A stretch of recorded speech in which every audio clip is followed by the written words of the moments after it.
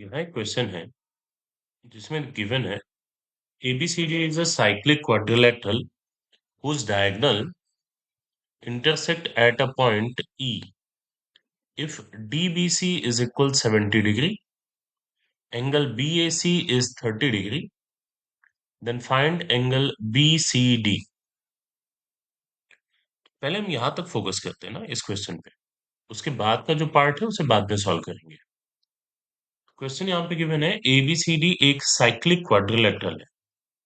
Cyclic quadrilateral means एक ऐसा quadrilateral जो सर्कल जिसके चारों वर्टेक्स सर्कल पर लाई कर रहे हैं। ये अगर हमारा एक सर्कल है उस पर एक साइक्लिक क्वाड्रिलेटरल है कुछ ऐसा, राइट ना। नेमिंग कर लेते हैं यहाँ पे। ये ABCD एक साइक्लिक क्वाड्रिलेटरल हो गया उस डायगोनल इंटरसेक्ट एट पॉइंट ई। तो इसका डायगोनल ड्रॉ करते हैं। जो डायगोनल है वो एक दूसरे को पॉइंट ई पर इंटरसेक्ट कर रहा है। एक डायगोनल यहां से, दूसरा डायगोनल यहां से। क्वेश्चन में गिवन है दोनों जो डायगोनल है वो एक दूसरे को पॉइंट ई पर इंटरसेक्ट कर रहे हैं, राइट। तो इस वाले पॉइंट का नाम हो गया E. If angle DBC is 70 degree, angle DBC मतलब ये वाला एंगल यहां पर, इस एंगल की वैल्यू हमें गिवन है, ये angle 70 degree. Angle BAC is 30 degree. BAC means यहां पे जो एंगल बन रहा है, राइट, ये एंगल 30 डिग्री का है। Find angle BCD। हमें BCD मीन्स ये एंगल, ये कंप्लीट एंगल यहाँ पे बनने वाला ये वाला एंगल, इसको बताना है, राइट। अच्छा इसमें हमने एक कॉन्सेप्ट पढ़ा है साइक्लिक क्वाड्रिलेटरल के केस में कि अगर हमारे पास एक सर्कल है, यहां से अगर हम एक लाइन ड्रॉ करते हैं तो इसमें दो सेगमेंट बनते हैं। इसको हम मेजर सेगमेंट बोलते हैं और ये वाला माइनर सेगमेंट है। तो किसी भी सर्कल के अंदर सेम सेगमेंट में बनने वाले एंगल हमेशा इक्वल होते हैं। जैसे यहाँ पर जो एंगल बन रहा है वो मेजर सेगमेंट में है। सिमिलरली यहां से अगर ऐसे हम एक एंगल बनाते हैं तो ये भी तो मेजर सेगमेंट में है ना। तो ये दोनों एंगल एक दूसरे के इक्वल होते हैं, राइट। इस कॉन्सेप्ट का हम यूज करेंगे यहाँ पे। तो यहाँ पे देखो, इस DC को हम कंसीडर करते हैं, राइट, DC लाइन को। अब यहाँ पे जो एंगल बन रहा है 70 डिग्री, अगर हम DC को देखें तो इसके ऊपर ये हमारा यहाँ पर मेजर सेगमेंट है, राइट। तो ये एंगल 70 डिग्री जो बन रहा है और यहाँ पर जो एंगल बन रहा है ये भी 70 डिग्री होगा। रीजन क्या होगा कि दोनों एंगल सेम सेगमेंट में। तो हम इसे ऐसा लिख सकते हैं, angle DBC is equal to angle DAC and the reason is angles in same segment, angles in same segment, right। तो एंगल DBC की वैल्यू यहां से हमें मिल गई। Angle DBC is equal 70 degree given था, राइट, ये पहले से ही 70 था। तो एंगल DAC हमें मिल गया 70 डिग्री, ये वाला है। अब यहां पहले से ये 30 डिग्री था और ये 70 हो गया। तो ये जो पूरा एंगल बनेगा ये हो जाएगा 100 डिग्री का। यानी एंगल DAB इज इक्वल, ये दो से मिलके बन रहा है ना, angle DAC plus angle BAC। तो DAC अभी हमने फाइंड आउट किया 70 डिग्री और BAC 30 डिग्री, दोनों का सम हो गया 100 degree. Then we have angle DAB is equal 100 degree.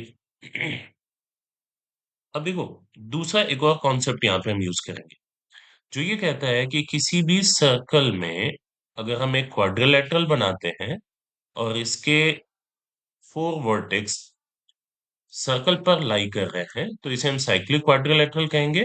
और किसी भी साइक्लिक क्वाड्रिलेटरल के अपोजिट एंगल का सम 180 डिग्री होता है। ये जो दोनों एंगल बन रहे हैं इनका सम जो होगा ये 180 डिग्री होगा, right.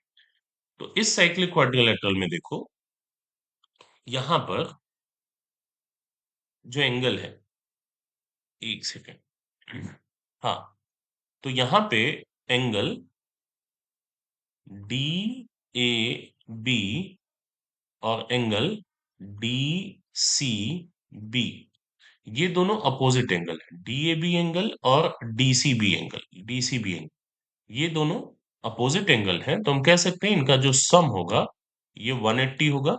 And the reason is कि ये अपोजिट एंगल है, opposite angles of cyclic quadrilateral, right. तो DAB plus DCD is equal to 180, और DAB की वैल्यू यहाँ क्या मिली है, 100, राइट। तो 100 degree plus DCB is equal 180। इसे हम सिंप्लीफाई करेंगे तो यहां से हमें एंगल DCB मिल जाएगा 80 डिग्री, राइट। यही हमें फाइंड आउट करना था। अच्छा, इसे DCB कहो या फिर एंगल BCD को, एक ही चीज है ना। तो एंगल BCD हमें क्या मिल गया, 80 डिग्री, राइट। ये हमारा आंसर हो गया। अब इसी पार्ट में आगे क्या कह रहा है वो ध्यान देते हैं। गिवन है कि एंगल BCD फाइंड आउट करने के बाद further if AB is equal to BC, ये जो AB है, AB साइड, ये वाली साइड अगर ये BC के इक्वल हो जाए, then find angle ECD। Angle ECD means ये वाला एंगल फाइंड आउट करना, राइट। ठीक है, ध्यान देते हैं। अब हमें क्या गिवन है, AB और BC इक्वल। तो ध्यान से देखो, यहाँ एक ट्रायंगल है, ट्रायंगल का नाम हम कह रहे हैं in triangle ABC, right. In triangle ABC हमें क्या गिवन है, that AB is equal to BC, ये गिवन पार्ट है, राइट। अच्छा, हम जानते हैं किसी भी ट्रायंगल में अगर उसके दो साइड इक्वल है तो उनके अपोजिट के एंगल भी इक्वल होते हैं। तो AB के अपोजिट एंगल मिल रहा है हमको, एंगल BCA, राइट। कौन सा एंगल, ये वाला BCA, यहाँ पे ये जो एंगल बन रहा है। तो BCA is equal to angle BAC, right. Reason लिख सकते हो यहाँ पे कि angles opposite to equal side, angles opposite to equal side, है ना। तो BCA की वैल्यू देखो, BAC ऑलरेडी हमारे पास 30 डिग्री का गिवन था ना। तो एंगल BCA की वैल्यू यहां से क्या हो गई, 30 डिग्री। अब BCA अगर 30 डिग्री है ना, और ये जो कंप्लीट एंगल है पूरा यहां से यहां तक, ये अभी हमने फाइंड आउट किया था 80 डिग्री। तो अब हम ऐसा लिख सकते हैं, angle BCD is equal to angle BCA plus angle DCA, right. तो BCD कितना है, 80 डिग्री।